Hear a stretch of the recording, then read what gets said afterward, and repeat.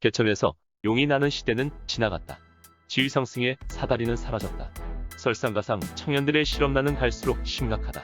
그래서 여기 양질의 일자리를 소개한다. 요구하는 조건은 없다. 이른바 수도권의 대학 졸업과 최소 학점 등의 학력에 대한 요구사항은 없다. 여성차별도 법적으로는 없다. 아니 우대해준다. 신장이나 몸무게 따위의 신체 조건은 보지도 않는다. 나이 상한선도 없다. 또 구직자를 힘들게 하는 토익, 토플 성적은 필요도 없다.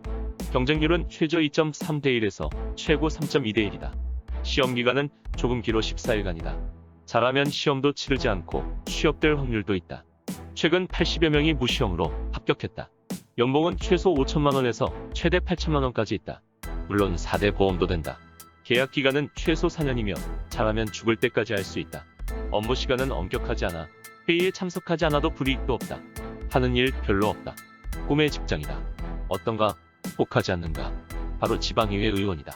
그런데 마지막 장애물이 도사리고 있다. 선거에 출마하기 위해 지불해야 하는 200에서 300만 원의 돈이 필요하다.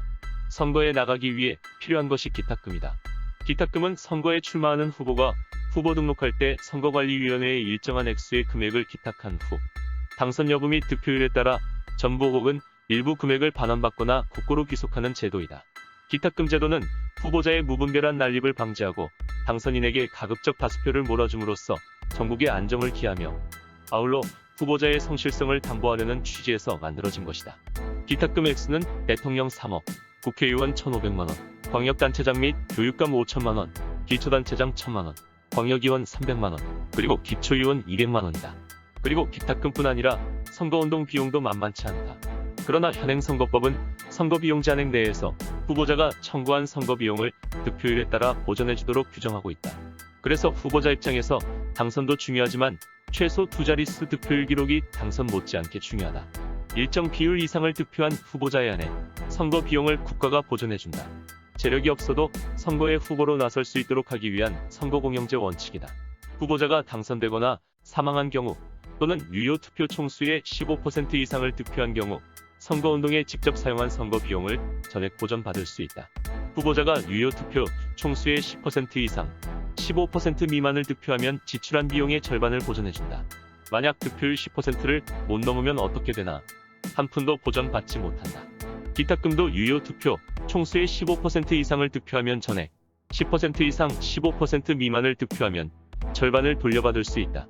선거관리위원회가 2015년 발간한 각국의 선거제도 비교연구 보고서에 따르면 미국, 프랑스, 독일, 이탈리아, 스웨덴, 스위스 등 23개국은 기탁금 납부제도 자체가 없다.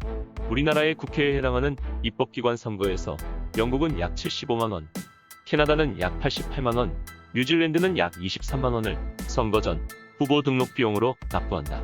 일본의 기탁금은 약 3,300만 원, 한국은 1,500만 원이다. 기탁금 제도를 운용하는 나라 중 1인당 국민소득 대비 기탁금액이 높은 나라는 우리나라와 일본뿐이다. 청년의 정치 참여가 활발한 유럽 국가들과 일본, 한국의 40세 이하 의원 비율이 현격한 차이를 보이는 것과 무관하지 않다. 따라서 한국의 선거 기탁금이 너무 비싸고 기탁금 반환과 선거 비용 보전 기준 득표율도 지나치게 높다는 의견이 많다. 비용을 감당할 여력이 안 되는 정당이나 후보자는 선거 출마를 포기할 수밖에 없어서 피선거권뿐 아니라 시민들의 선택도 제약된다는 것이다. 이에 선거 기탁금을 대폭 낮추고 기탁금 반환, 선거 비용 보전, 득표율 기준도 5% 등으로 낮춰야 한다는 주장이 꾸준히 제기되고 있다. 이런 점에서 서두에서 이야기한 청년들의 일자리 창출로서 지방선거 출마는 시기상조인 것으로 보인다. 원내 정당, 현역, 돈 있는 사람에게 유리하게 되어 있는 현행 선거법이 바뀌지 않는 한 권하고 싶지 않는 방법이다.